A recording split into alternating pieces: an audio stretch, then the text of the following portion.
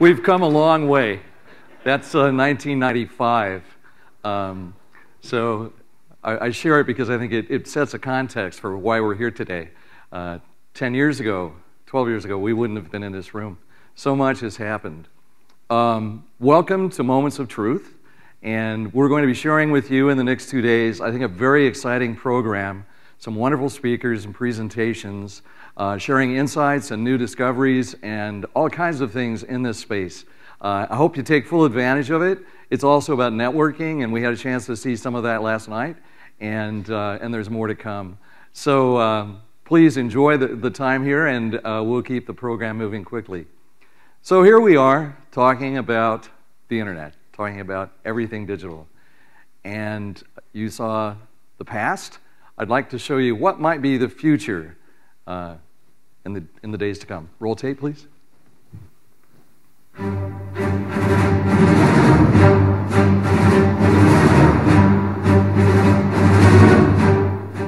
Hey, what are you guys doing for lunch? He's choking someone again. I've given you plan after plan, and at this point I just don't know what you want anymore. Just give me a 30-second network commercial. Don't you realize that we could power a decade's worth of digital media with that money? I just want a good flyer, a circular, anything. I just don't know who we are anymore. You guys are with me, right? Yeah, Vader. Yeah, sure.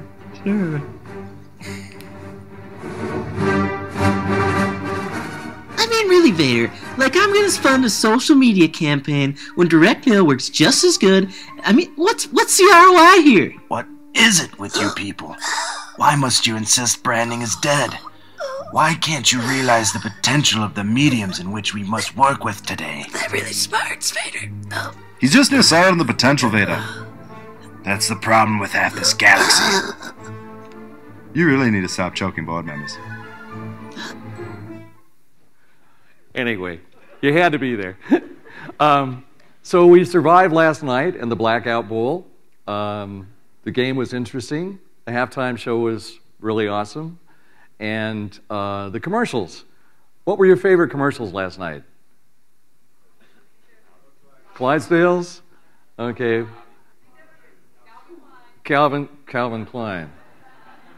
Okay, that was spoken by a true woman. What were your least favorite? GoDaddy. Yeah. So it's amazing. The Super Bowl is really the Oscars of advertising. And it strikes me that we watch this so passionately, and you see what's happening with advertising today. And I can't help it makes me wonder, what if advertisers spent or put as much attention into all commercials and all media as they do the Super Bowl? People would watch, I think. You know, it really is an indication that advertising has changed dramatically, and the conversations that are going on today all over America, it's the great water cooler conversation after the Super Bowl. If only that could happen all the time. And I think a lot of it has to do with the fact that we're not really, we're not pulling everything together. Can I have the next slide, please? So my point is, if brands are human, then advertising is really their personality and their voice. And too many advertisers, I think, forget that, and forget that the personality and the voice of the brand is essential to bringing it to life. Next slide. Advertising is a party crasher. I've said this before. Advertising is a party crasher. And it's an uninvited guest. It comes into our lives. It interrupts us. Nobody really lives for advertising except for the Super Bowl.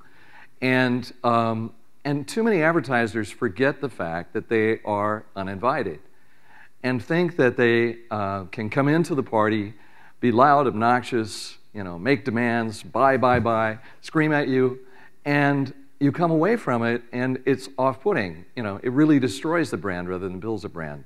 Next slide, please. So I say if you're going to crash the party, at least bring a bottle of wine. The Clydesdale spot last night brought a bottle of wine to the party. It related to us. We connected with it. It told us something more than just drink beer. The commercial for the Dodge truck commercial with Paul Harvey's voice was an amazing tribute to its audience and to something that resonates deep inside all of us, whether we're farmers or not. They brought a bottle of wine to the party. GoDaddy, the makeout commercial, not so much, you know. And then others that are totally forgettable, millions and millions of dollars spent on them, but they were just commercials. The brands that really, really connected used all media, used every tool available, and created a true dialogue. So they were a part of the party and joined in the party. I think that's a lesson for all of us. Next slide, please. In my life, I've had a wonderful career, and I'm very, very grateful for everything that's happened to me. I've been very blessed, and I don't normally wear that silly suit, but I was fortunate to be able to introduce Michael Graves to Target and to say yes to the ELF campaign. But now in my life, I'm focusing on something different. And I'd like to share, if I can be selfish enough to share with you a little bit about what that's about. And next slide. I'm focusing now on teachers.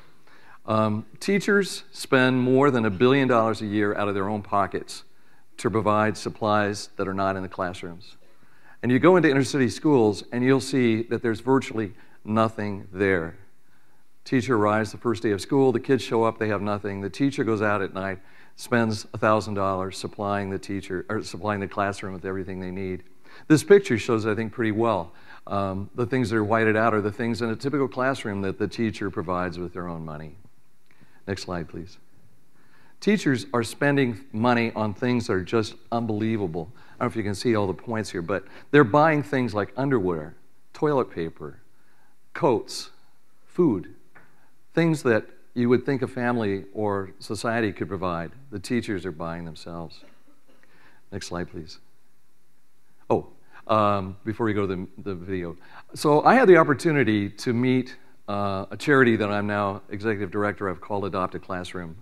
And Adopt a Classroom is focused on getting money for teachers. And it's a national charity, and we match donors, individuals, and corporations to provide teachers with money they need.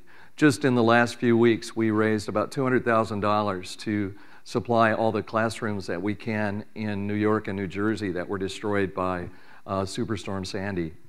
We're involved in virtually every state in the country and thousands and thousands of teachers.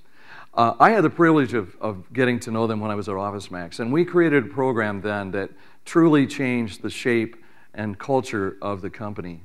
What we did was we found 1,000 really deserving teachers across the country, and we paired the 1,000 teachers with the 1,000 stores at OfficeMax.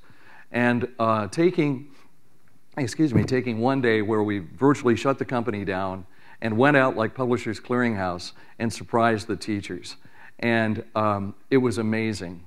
What I'm going to show you is a little video that the voiceover on it is a call that I received on the way home from A Day Made Better. And I'll share it now with you. Hello, my name is Courtney Lobert, and your company OfficeMax surprised me in my classroom today. I just want you to know that I'm so grateful to you. And on behalf of my 27 first graders in a city school where we frequently feel forgotten, it was such a gift to know today that people saw how hard we work, and not just me, but my students every day. And just to know that we're supported and people believe in us. I'm so grateful. It was so encouraging. The kids kept asking me if it was Christmas. It was really incredible. It was such a gift, not just to me, but of course to my first graders. You really made our day. And I wanted to make sure that you heard me say thank you from a first grade teacher who no longer feels forgotten. Thank you.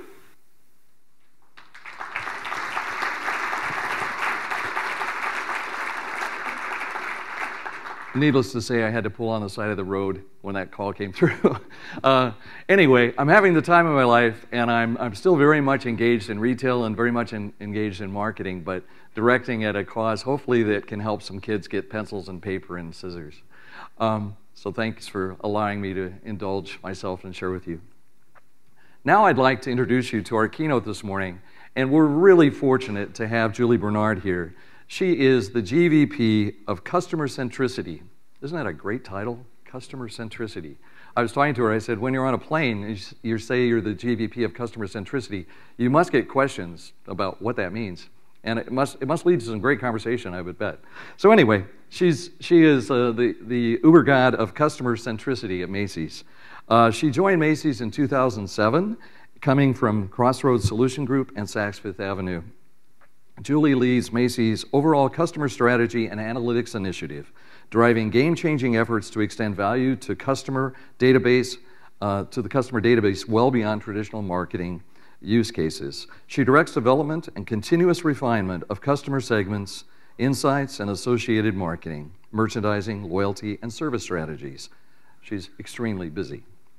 Julie is a recognized leader and keynotes frequently, and we're very fortunate to have her this morning as our keynote speaker. Meet Julie Bernard.